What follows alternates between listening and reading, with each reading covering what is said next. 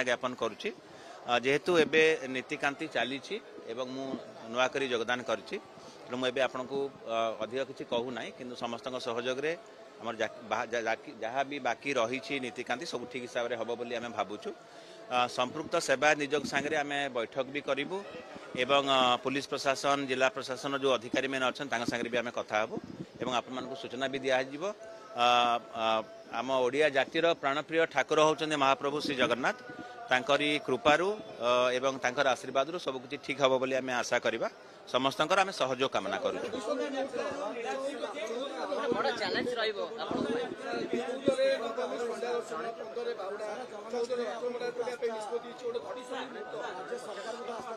व्यवस्थावली अनुसार जहाँ भी नीतिकांति रही तार किभली भाव में सठिक समय एवं समस्त सहजरे ठीक हिसाब से सुचारू संपादन हम नीति श्रृंखला आम सर्वाधिक गुरुत्व देवु जिला प्रशासन एवं श्रीमंदिर प्रशासन तरफ आम आशा करूँ आपण मान समस्त सहयोग रहा वार्ता भी रहा जो माने भी विशृंखलित आचरण करेंगे आम निश्चित भाव में कड़ा कार्यानुष्ठान ग्रहण करूँ कारण मोबाइल फोन नहीं रथ उपर को जाऊँच जो मान कम सेवा अधिकृत नुहति से भी मंदिर रथ उपर को जाऊँच आम संपृक्त नियोग सांगे किछिटा वार्तालाप करूँ आशा करूँ जे समस्ते से सहयोग करेंगे जद्वारा कि आमर संस्कृतिर प्रचार प्रसार परिवर्ते कौन हिसाब से निंदा अपवाद आणवे ना से विषय आम संपृक्त नियोग मान सांगे आज संध्यारे बैठक रखीचु सांगे आम वार्तालाप करूँ समस्त सहयोग रही आशा करूँ सेवक भाई माने भी सहायतार हाथ बढ़ेबे बोली आमको प्रतिश्रुति दौरान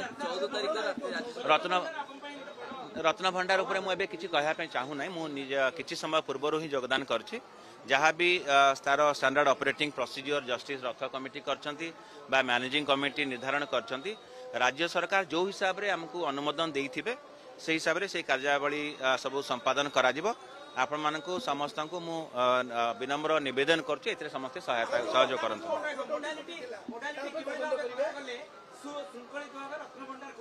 जहाँ भी मोडालिटीज जस्टिस रथ कमिटी सजेस्ट करछंती मैनेजिंग कमिटी तार सुपारिश करछंती एवं सर्वशेष रे जोटा राज्य सरकार जहाँ भी अनुमोदन करेंगे से हिसाब से कार्य को आग को निया जिवो जेहेतु एटा सेंसिटिव मैटर मु एबे किछि समय आगु योगदान करछि आपण माने हमको समय दियंतु एवं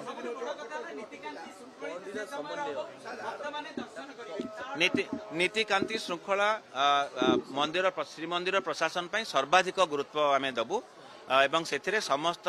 सेवक मानकर आमे सहायता कामना करूछु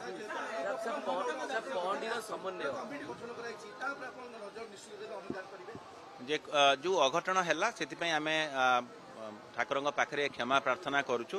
एवं एबे मैनेजिंग कमिटीर जहाँ सूचना अनुसार एवं जो होती डिसीजन से हिसाब से गोटे कमिटी गठन करा जायछि से कमिटीर रिपोर्ट आसवा जाए आम निश्चित भाव अपेक्षा करवा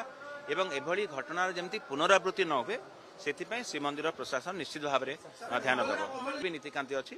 सेटा सुरुखुरे संपादित हो बोली आम महाप्रभु पाखे प्रार्थना करुचु समस्त।